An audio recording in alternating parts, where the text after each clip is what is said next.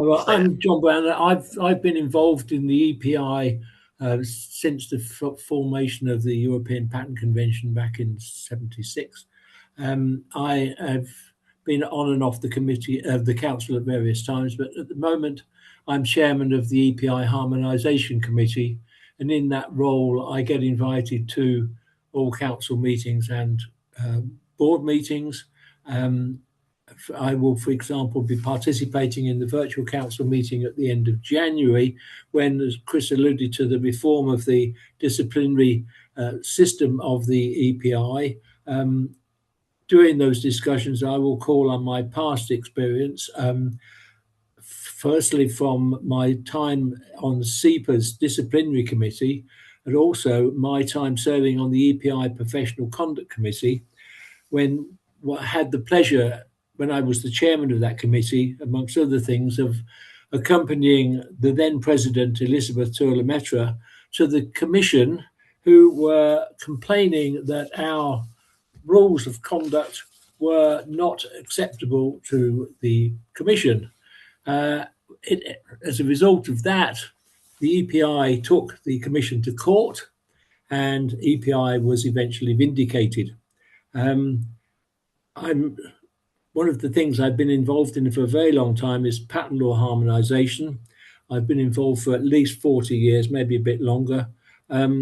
Successes are difficult to find in that area, but we do have some that are clearly visible to those in practice. The most obvious one is PLT.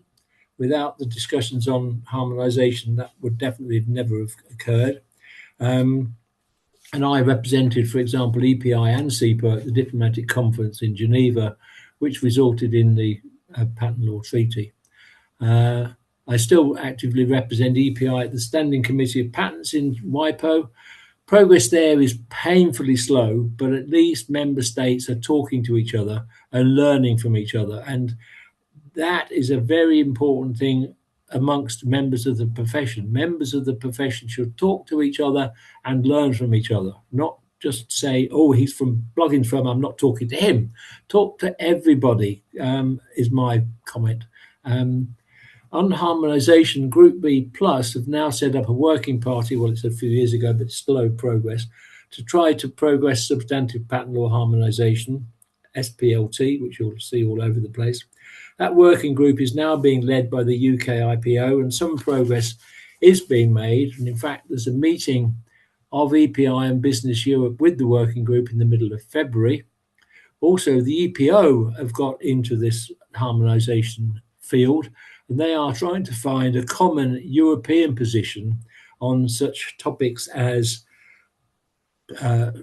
grace periods, prior user rights, and the like.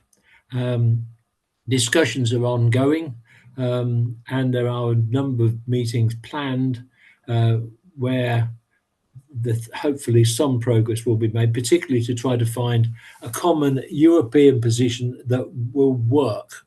Then we can consider how we deal with the rest of the world. But if we haven't got a European harmonisation view that will work, we're going to be in trouble anyway.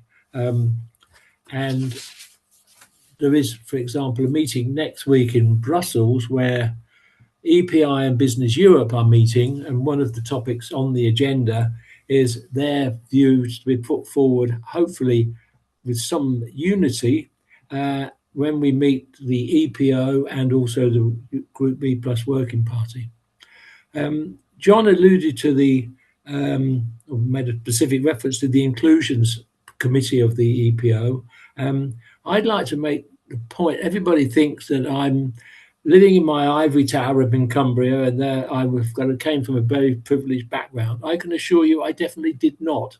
I came from a very disadvantaged background, and if any further hurdles had been put in the way to join the profession, I would definitely not have been able to.